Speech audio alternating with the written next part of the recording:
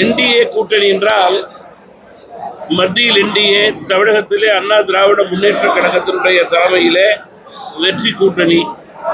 தற்போது தமிழகத்தினுடைய முதன்மை கூட்டணியாக வெற்றி கூட்டணியாக மக்கள் மத்தியிலே உலா வந்து கொண்டிருக்கிறது.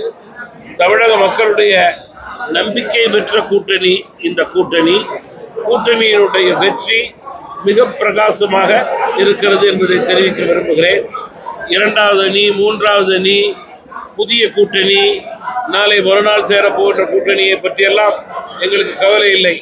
எங்களது கூட்டணி முதல் கூட்டணி, வெற்றி கூட்டணி. அதற்கு பிறகுதான் 2, 3, 4 எல்லாம்.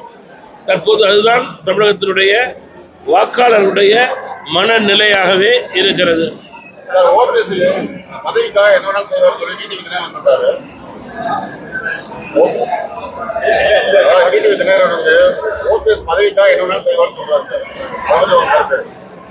எனக்கு எந்த கருத்து கிடையாது.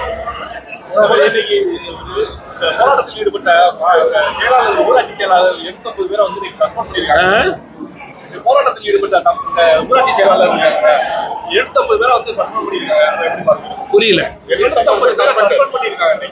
நீங்க கொடுத்த வாக்குறுதியை நிறைவேற்றாத அரசு மட்டுமில்லை, சாதாரண மக்கள் மீது வாக்குறுதியை நிறைவேற்றுவார்கள் என்று எதிர்பார்த்த மக்கள் மீது தொடர்ந்து வரிச்சுமையை ஏற்றிய அரசுதான் இந்த அரசு.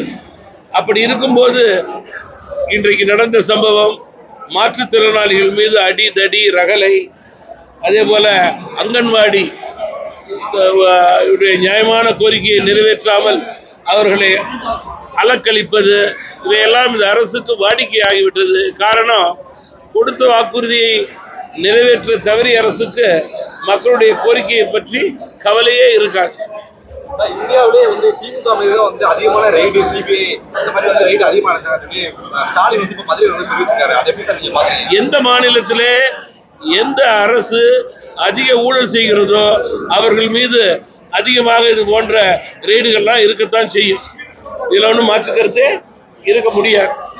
யார் வந்து வெளிப்படைத்தன்மையோடு எந்த அரசின் பொறுப்பில் இருப்பவர்கள் செயல்படவில்லையோ அவர்கள் மீது இது போன்ற நடவடிக்கைகள் இருக்கத்தான் செய்யும். இதுதான் நியாயம், நீதி. எல்லா கட்சிகளுக்கும் இது பொருந்தும்.